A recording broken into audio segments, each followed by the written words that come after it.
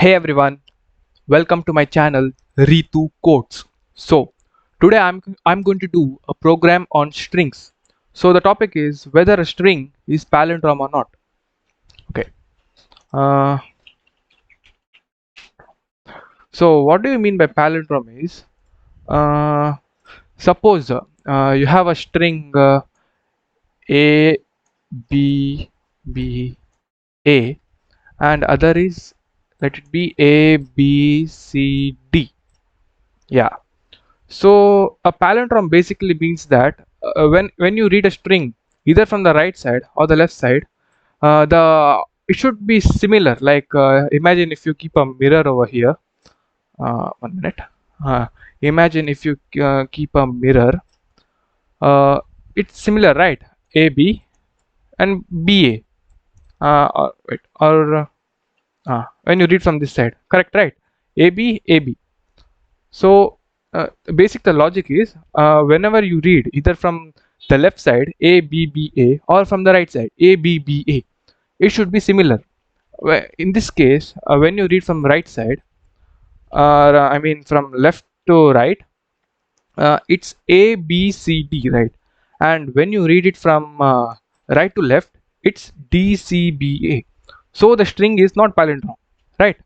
Only this is the logic. I mean, this is what do you mean by the palindrome? So the program we are going to write is basically the first logic is if imagine if I give input as A B B A. What I'll do is the first thing is I'll use looping. Okay, I'll use a for loop. I need to iterate from this end to this end. So what I need is the number of iteration counts. So I'll when I give as input this one, I'll calculate the length of this, huh? And after I calculate the length, I'll iterate over this string, and I'll compare if the first string, that is, I mean the first variable in the string. Let me consider this as an array. Okay, string is basically an array.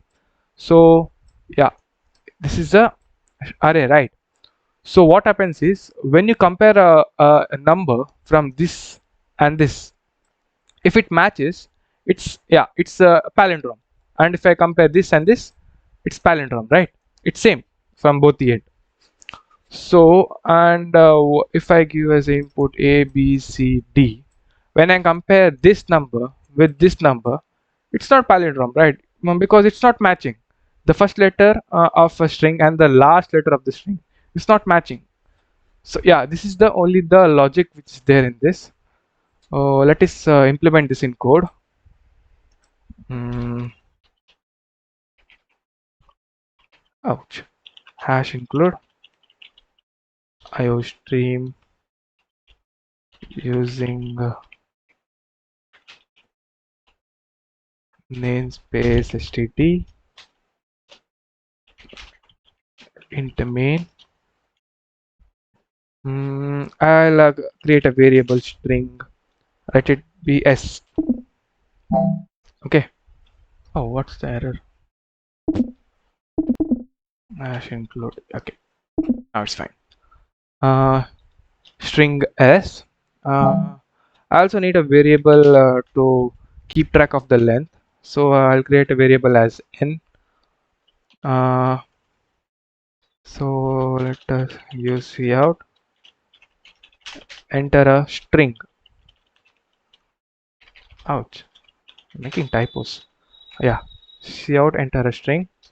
Scene s. Okay.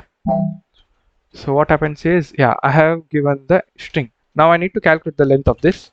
So n equal to what is the name of the string? S dot length. I got the length of the string. Whatever the string I gave, I'll get the length. And after this, for int I equal to 0, I less than should I, yeah, let it be less than n, I plus plus. I'll compare if see the logic correctly. If s of n is the length of s of n minus I minus 1. I'll explain why I give this. Is equal to s of s of I. Yeah. Now let's create another variable, boolean. Okay.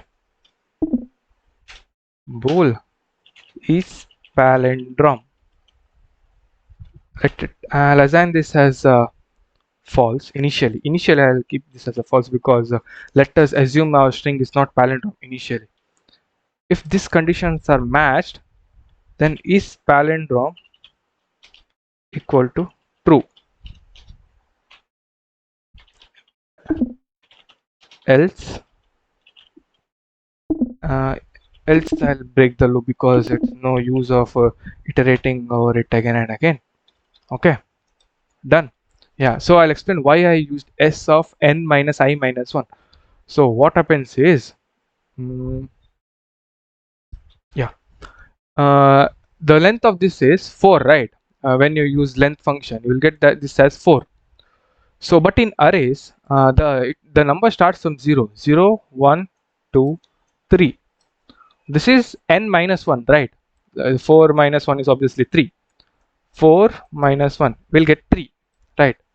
So why I used minus I is because in each iteration the number changes. It's like not all the iteration the number should be in on 4 only, right? I need to iterate from I need to compare one and from the last and with the first one.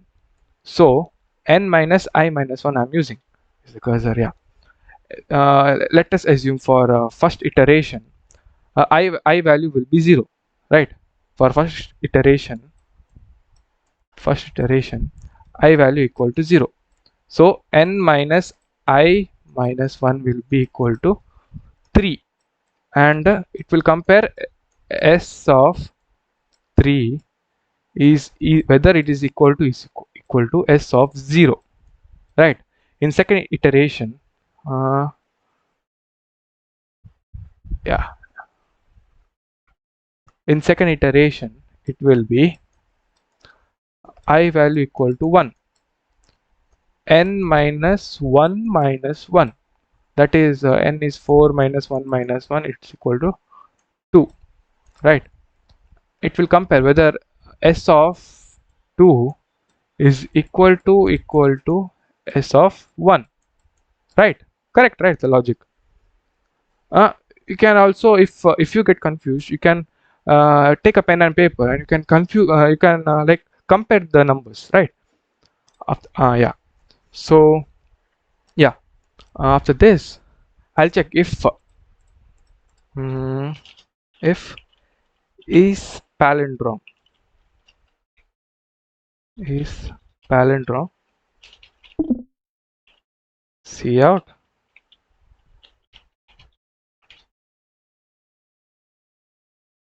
s is palindrome, else tab.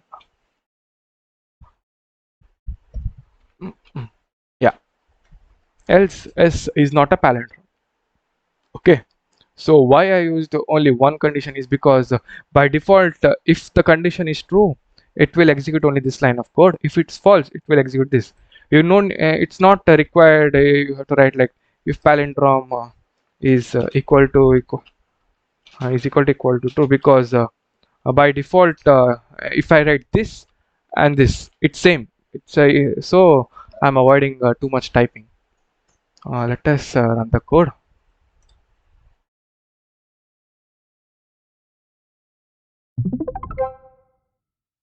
Enter a string ABBA. ABBA is palindrome. I got. Okay. Let us give some negative case.